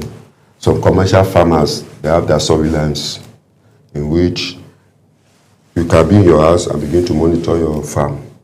There's a lot of technology going on right now, which Nigeria has not expressed. Digital technology, security outreach, then education in respect to the way the farmers will behave in terms of averting security. Then intelligence, whereby if there's any early warning, who are they going to report to? That's another issues which we find it difficult, because me going to the farming communities, I also discovered that. And recently, I also know that there is always a police station whereby in a desiccated area, I don't know whether aware that the types of police station is far from the farming communities. So if something happens, who are you going to report? Who are we going to blame? Before I know that, the community leaders, they are part of them. Right. Yeah. Even in the villages, we have the king of farmers. No matter whereby anything happens, you will call other people. You remember in the olden days, if there's always a crown call. Town crier. Yeah. If anything happens, they bring everybody together and discuss. So the community leader have to be able to play. The farmers have a way to play, and the use of technology can also be a way out. And intelligence. Yeah. You know, you mentioned earlier when we asked this question, there's a wide gap between the government and the farmers. How can they bring that gap to a close in order to work together corporately? Thank you very much. The first thing which needs to be done is stakeholder consultation. And do you know that additional former minister, he did something, Gross Harassment Support, whereby Dr. Akinwumi additional, exactly, whereby they have the database of the farmers, whereby they have what they are into, they have their number, they have the database. The government can continue to communicate to them. Even presently now, the farmers are having a lot of shocks, which you take the grace of God. Number one, the first shock now is that, Nigeria is importing food to the country, and this has destabilized the agricultural sector. This has made the farmers not to think to go and farm, coupled with the insecurity. So now, what I'm emphasizing is that let us revisit the database of the farmers. And when you have the database, you begin to send them a series of messages, even in terms of that security aspect. But some of them are illiterate to understand. No, they do. Because most of our farmers now, even of course, the farmers are using phone now. And smartphones. If you look at it, even that smartphone can also be used to communicate to the security. If there is any problem, the farmers can do what? Communicate. So the gap needs to be closed. And the first thing the government needs to do is that have a stakeholder consultation meetings with the farmers. And we have different types of farmers. We have peasant farmers, we have commercial farmers. So the second thing we need government to do is sending messages to them. Then the third thing, which is very important, is input delivery. If the government is very proactive, the input delivery, seedlings, chemicals, and this one will also make the farmers to be committed to share information with the farmers. And there's another thing we call about extension services. Presently, the extension agents are very few, because the extension agents are representing the government, giving out information to the farmers. The problems of the farmers, they will now replicate it to the satisfaction. So there's a feedback mechanism, and I don't think the extension system is being strengthened, because that's another way the government is communicating with the farmers, and also communicate with the research institutes. Because the two-way communication, you communicate, there's a feedback. So I want this present government to consider that. And the viewers are also listening to me, really.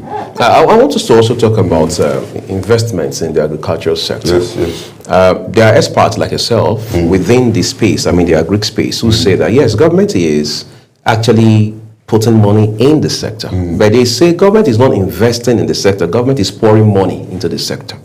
How can we be more strategic about public finance in terms of how we invest public funds, taxpayers' money in the agricultural sector? Because if a private sector entity or a conglomerate of private sector entities makes an investment in any sector, including agriculture, you see the strategy that goes into it. The KPIs, key performance indicators are set. You know what you're expecting at the end of the day. There's call to action. You're able to track, monitor, evaluate from the start to the finish. Most times, maybe because of bureaucracy or some sort of ineffectiveness in the government system, the public sector, we are not able to do that. How can we establish a culture, if you like, of this public-private sort of, synergy? Call it PPP, if you like. That sort of thing, in such a way that we can see a handshake real time between the public sector and the private sector to help drive our agricultural space. Thank you for that question. It's a good question. The first thing which we need to do is the industries. Our industries are the private sectors. And the industry need to take hold of the sectors. During nowadays, we talk about the contact farmers. You know, there is a good relationship between the industry and the farmers. Right. Whether I produce my goods, I produce my agricultural goods, I produce everything, the industry will take it up. I want to talk about industry. The industry that use agricultural produce, like this granite. You know, if I have a granite, I have an industry that do production. Right. They give me a sort of money, I will produce, I will send them to them. So we need to look at the industry at a whole. Then secondly, we look at agriculture as a developing way. It's not. It's not. The other time I fly on the air, on ordinary granules, when the airline was giving us granules, the way they package it, even people demanded for more granules. And these are the granules we Nigerians we carry about. So now, how the private sector can also be encouraged is that when we talk about investment, let the government showcase the different investments in the area of the agricultural sector, whereby the industry can key into it. Presently now, there is a short of plantain and banana. Yeah, and it's also a good investment for anybody that is keen about that. Then we talk about floriculture, flowers. There's also a good demand for artificial flowers over the world. So the industry need to be close to the government, and the government need to be close to the industry, really. It's even painful where the way we do our agriculture in Nigeria, whereby we have subsistence farmers, they have scattered cultivation, which cannot even go far a long way. In development, you have a mechanized farming in a place they can use it for only maize. Right. Yeah. So now the government need to look at that area. What are the problems of the farmers? And the government need to link the farmers with the industries and with the private sectors. There's a lot of value chain in the agricultural sector, which I also look at it, even the use of packaging of agricultural produce. Most of our farmers, do you know what they make use of? The used the used bag. We have cement bag, everything, but there is a big So packaging culture is poor. This is really poor. And these You are have the to areas- rebrand. You have to rebrand. Then you need to set up industries that will consider that aspect. That's another business area. So in final note is that we look at agriculture as a developing, but it's not. No, you spoke about agricultural policies. Now, how can we imbibe that into increased food production in the country and also ensure national food security at the same time? If we have these policies in the place? first thing is to identify the problems of the farmers. When you now identify their problem, you know, presently now, farmers are having problems in different policies by the government. I told you that this importation has caused a lot of things in the agricultural sector. That's another policy the government done by importing foods. Was it a wrong policy? Well, it's for a short while, which I believe, to solve the problem. But indirectly, it's causing an harm. Because number one, again, that the input is getting too much expensive in the market. So the real farmers in Nigeria cannot compete with other countries. And in insecurity, the farmer cannot go to their farms. Very true. Then when they now produce, they cannot sell at a good price because of those factors. So it's not so good in the agricultural sector because presently now people are not keen to agriculture. But to solve the issue of food increases, the government did that. So to your question again is that identify the problems and cash in the problems from the policy, like this inputs delivery, timely input supply, which the government need to work into it.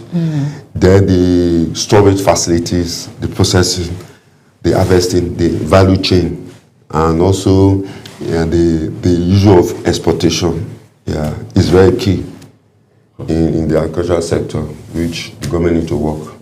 Let's talk about issues around value chain. Most times they say what we do here is we take produce just directly from the farm, we export to different parts of the country. Of course, there have also been challenges with standardization. There have been challenges with how we export, the quality, and we have been embarrassed on a couple of occasions. We have seen our produce being returned because they said they didn't even meet minimum standards. That's not only a huge economic loss for our country. It's also an embarrassment for the Nigerian brand. How can we, in ways that are significantly measurable, right, improve on our value chain and then our export mechanism? Yeah, the first thing which is also a big problem, which you fail to understand, is national carrier. Nigeria need to own their own national carrier, because when you are transporting, you use somebody for exports. And sometimes, example, apology, if you use Ethiopia you first go to their Addis before they dance. Go to Europe or anywhere else. Yeah, so the time chain is a little bit problem. Right. So we need to think about national carrier. Right. So the other things which is very important is education. We need to educate our farmers on the way to go. Yeah, because there is always a recommendation, there is always a specification. Right. If you don't get it right, you will not. Then what you also said, which is very important, private sector-led initiative. There's nothing bad whereby you look at the country that is doing well in the agricultural sector. Right. Yeah, to come and assist you. Yeah, there is a lot of vast land which is not yet being developed, whereby those investors, that's why I talk about the private sectors. Investors can come in, they can spend their own money, do everything, so that they can meet up to the standard for them to export. Then the use of capital is very important. Yeah, providing a seed grant for those who want to do that, and training also the farmers on how to package, and all those value chain. Then the donors also can also help. If you know now that the donors are shrinking, because they also have an important role in the agricultural sector. Right. Yeah. We're going to take a quick break now. When we return, I'm sure Jim and I will have quite a number more questions for you. When we return, we'll talk about manpower in the agricultural sector. That is domesticating the conversation now. How do we ensure there is real-time, if you like, synergy between the academia and industry? In other words, how do we ensure that people not only study agricultural science, but we can see them come into the agricultural space real time and contribute their own quota? That and more after this break. Please do stay with us.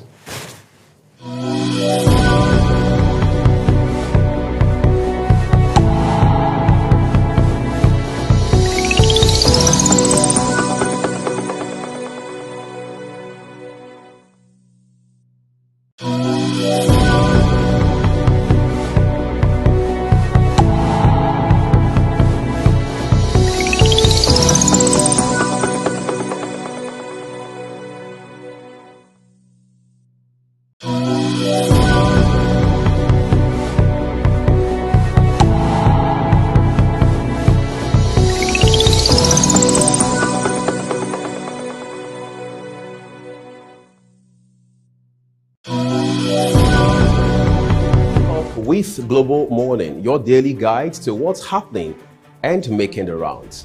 We delve into headlines, newspaper reviews, spot-on analysis, policies, current events, real talk, real issues that affect us all. From the latest trends to the debates, every topic, every angle, Global Morning is where it all starts.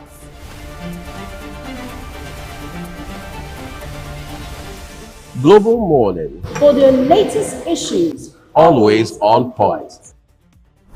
Watch Global Morning Monday to Friday at 7 a.m., Saturday and Sunday at 8 a.m. on Global Television.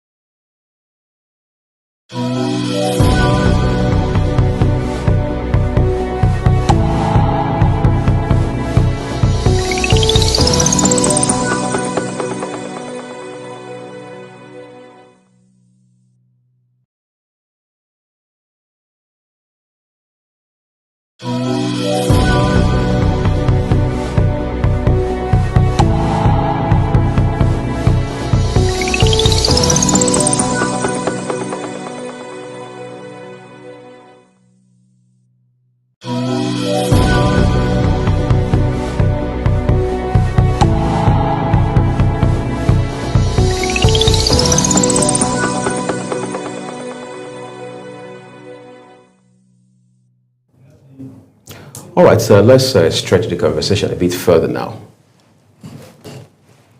All right, now, like I mentioned before, you're welcome, sir. Now, how can skilled manpower, for instance, improve productivity and efficiency in the agricultural sector? Yeah. That's the first. The issue there is that, agricultural is seasonal. You need to understand that. Yeah, when we talk about seasonal, there's a time period for planting, doing management, then off. So you need to understand the stages. So how can we, when you now understand that stages, you need now to know how. When we talk about the farm labor, presently now I can boldly say that the labor is not more expensive. So the government need to come in whereby they devise a means. Look at the issue of the when President Obasanjo talk about Operation Feed the Nation. There is a lot of initiative whereby people were able to go into the farm. Now, if you are an investor, you want me to invest my money in the agricultural sector, what are the things you have in store for me? These are the questions. Can you guarantee me a farm labor aspect?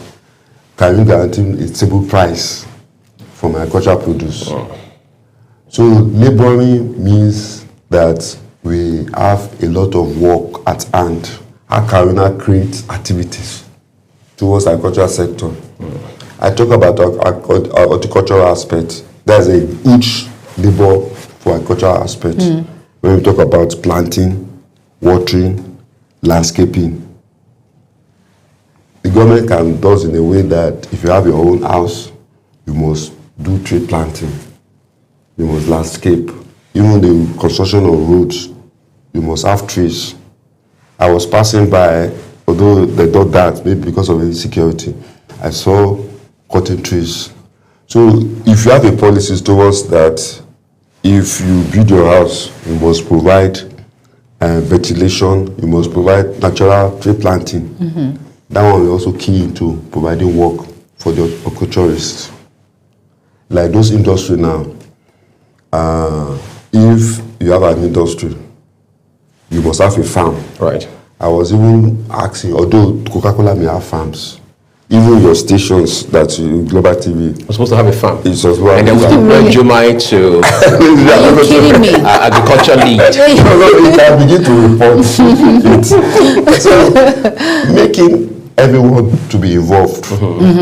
Each of the sectors, even banks need to go into the agriculture. Some banks are even trying to do that. They're supporting agriculture already. Yeah, I know of Stanbic Bank. They're trying. So each organization need to do a farm work. Whereby, and as they are doing the farm work, indirectly, what will happen?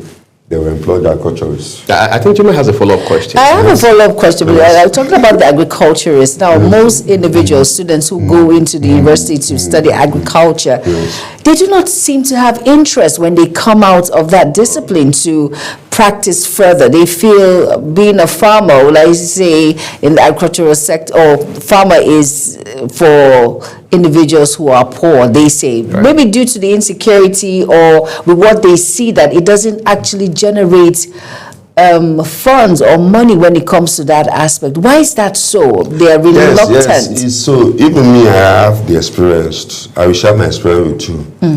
Yeah, when I finished, I was looking for work. Anywhere they go, the first thing, what is your qualification? What do you read? Agric. The second thing, they're not doing anything agric here. Oh my goodness. It's embarrassing. Go to the farm. Yes, you have to go to the farm. That's why I was saying that each of the organization need to have a farm. Because you cannot tell me that as an organization, you cannot employ an agriculturist. But do we, sorry to interject, do we have enough lands for all of that? We have enough land. If all organizations should have a farm? Yes. They should put it in the part of their manifestos. There is one thing they call vertical integration. Okay. Like now, you are doing these things, you cannot depend on only that. See what I'm saying? You need to have other businesses that you join line. Right. And the best of joining line, it is agricultural sector. We don't take agric as very important. If you take it like important, food is very important. If you take food away from any human being, it's gone. There's a lot of reports whereby they're saying that there'll be a lot of food crisis. Yes. So now, when I went, even an hotel need to have a farm. I went to Genesis Hotel, Port Harcourt. I did the first screening. The second screening, I was knocked out. The owner of that place told me that he's interested in agriculture, but the manager knocked me out. He said that we are not into anything on agriculture. I'm not being, I cannot fit into it. And there's other areas of agriculture which people also may don't know, economics. Yeah, and agri-economy can be in the departments to do some forecasts. Okay. I don't know whether you have an agriculturist in your department. As of this morning. Okay, but we'll consider we. Yeah, you can think of, each person can think of setting up a farm. To your question, we have a lot of land, and that is why government need to come in. Like now, if you are interested in getting a land, you go to the FCT minister, go to your governor. This is what I want to do on. So the way to curb this unemployment in the agricultural sector is that let everybody think the way forward of doing vertical integrations. Even you may not do the issue of farming really, you can support. Even you are knowledgeable about the media, you can begin to bring more news. Say, there is opportunity in the agricultural sector. You are also contributing. The mentality we always have is that until I take my plant or cutlass to go to the farm. Truly, but don't you think insecurity has have a big toll on the agricultural sector that making individuals reluctant and even investing in farmlands and all of that? We need to change our mentality. The present government is working day and night to help that. And we just don't throw our hands saying security. Even at your backyard home, even there's also a policy that in your house you must have a little bit backyard farm. Like a garden. A garden. And it was been done before now. That one will stimulate you. Like now, if you have a small garden now, you use some used materials. You can use stack to plant. Use bottles to do some agriculture. That's what is also part of exercise. By the time you go to the farm, you stress yourself. Fantastic. Mr. Uyi? I think that I find that appealing. But I want to ask you a question about support, credit, for example. Yes, you mentioned the banks a while ago, right? You are an industry guy. I mean, I'm saying that to say that you are on the ground, right? Do you see from your own assessment over time that the banks support, whether it's credits or whatever it is, the industry? I mean, I hear real estate people, real estate developers complain about how that the rates are high. Do farmers also have the same challenge? Yeah, they have a lot of challenges. The first one, which is very important, which you mentioned, is the interest rate. Even according to studies, the current rate cannot be used to make sure to be encouraged to go to the bank and fund the agricultural sector. Can we not blame that on the policy issue from the CBN? Yeah. We need to have a soft rate for the farmers. Then the second aspect is collaterals. Most of our farmers, they don't have enough collaterals which they can use to assess. They don't keep records. And some of them, they don't even have banks accounts. That is why I'm crying up. I want to go to Stanley Bank today, the bank, to go and advocate that they should have a training programs for the focus of farmers on how to open their accounts. And they can also provide advisory rule of record keeping. I think that is also part of it. Right. I think that will solve the issues. You know, sometimes when I watch governors, when I see individuals, when they want to give out this, will I say, support, especially to farmers, they give seedlings, they give hoes, farming implements. Is it really enough? Does it go really far? Yeah, it doesn't go really far. Another thing which you also know is that, agriculture is seasonal. Yes, it is. Yes.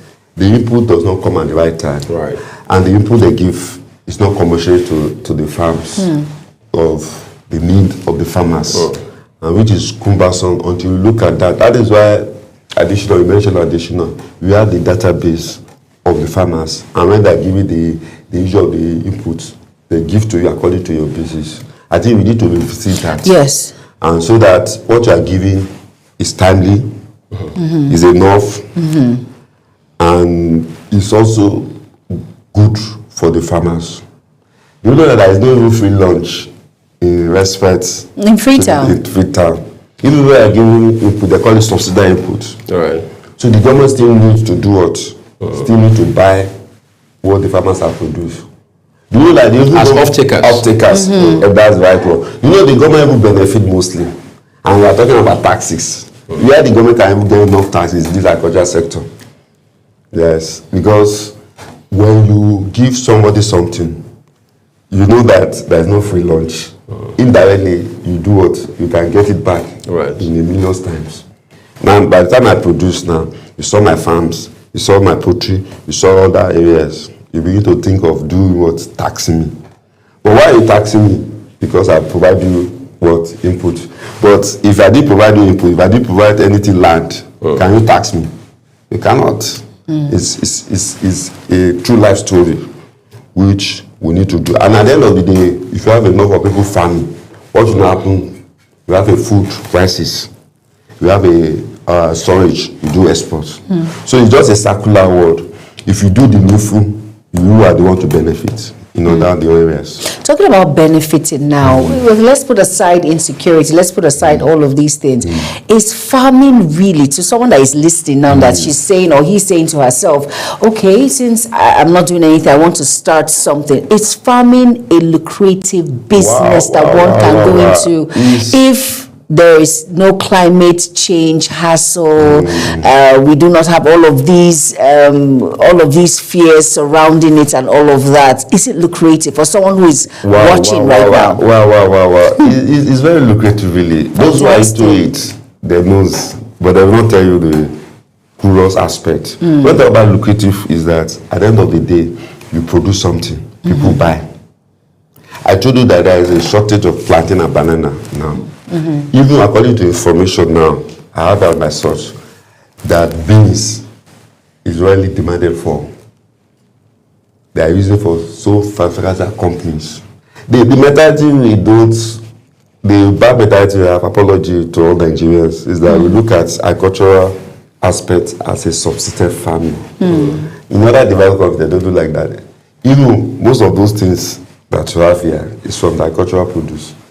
This one is from the rubber. So many things. Even table from the tree. The clothes is from the cotton. So until you begin to look at that agricultural sector, when we talk about employment generation, it's from the agricultural sector. According to information, the largest employer of labor is from agriculture. Yeah. So agriculture is versatile. Even presently, you know what the youth are doing now? They are using technology in terms of agriculture. You can sell your produce. If you know a farmer, you go and meet him, and you now connect yourself to other people that are into it. Another thing which we fail to do is contract farming. That contract farming is going away. Like now, industry need granite. I will now go and meet them that I can produce a granite. I have the land. What they will now do again is that they will give you they will not give you the whole thing, but they will give you the necessary inputs to produce. At the end of the day, just like the off-taker, they will not buy it off from you. You are sufficient. It's only to manage the farm, and they will not give you a price to sell. And at the end of the day, you get your money. You know, I have a question. I'm sure most Nigerians will want you to answer this question. I'll just put you on the spot for a little bit. Now, for every industry, there's always a bad egg. Now, for these farmers who decide to go faster than their shadows when it comes to using all these chemicals in their farm produce, using wax to actually beautify fruits, boiling mangoes, not allowing it to ripe at the right time, or because the industry enhancements, all of these things. Now, and for some, because there was a friend of mine. He said something. He said, "You might stop buying fruits from the market because I prefer to plant at my backyard because of all of these enhancements and all of that." What is the danger behind all of that now? Yeah, the first danger is that, just like you said, mostly it can lead to cancer, which in developed countries they regulate the farmer practices. They also monitor them to ensure that they are doing the right thing, and they also classify. If you want a product of GMO, you can get it in the market. If you want agricultural products of organic farm, you can get it, but there is a different tag they pay for it. So the government needs to look to that area, do a survey, what is happening in the market.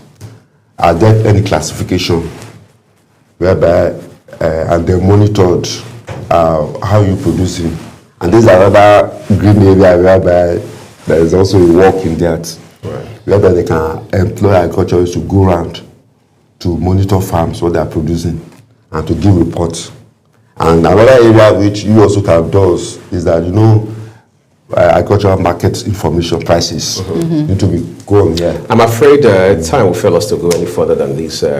Michael Adedoko, I mean, Adedocho, okay, I'd like to say a big thank you to you. Thank you. Thank you, my viewers. Thank you very much. Share with us. We do not take this for granted. We hope that policymakers and indeed citizens, and in particular those within your space, your colleagues, would also take a cue from all of this. We'd like to say a big thank you to everyone. If I like thought, right, let everybody begin to think of farming on their own level. At their own level. Right. This year, 2026, is a predictions for me. There is a demand for food. Okay, well, we should not be diverted. And that's food for thought. Food for thought. I like that way. Thank you very much. Appreciate the opportunities. All right, sir. We'd like to say a big thank you to you again, once again, for investing a part of your time with us here on the program. And just to let you know that the views, I mean, even the experts' views of our guests, their opinions. I am Uyi Agmofweme. And I am Jumai Manson. Thank you all so much for being a part of the program. Thank you so much to our guests for your wheels of knowledge on agriculture. Have an amazing day ahead. Bye-bye. Thank you.